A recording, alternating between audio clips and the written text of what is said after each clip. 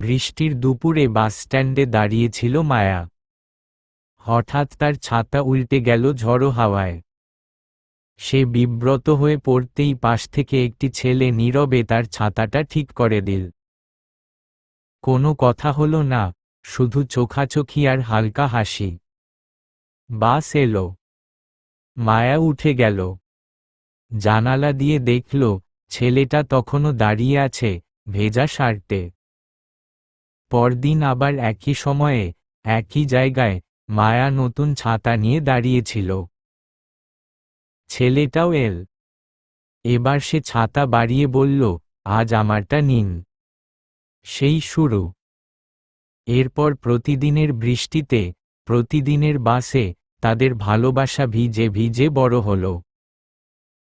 আর একদিন বৃষ্টি থেমে গেলে তারা বুঝল ছাতা ছাড়াও তারা একসঙ্গে থাকতে পারে।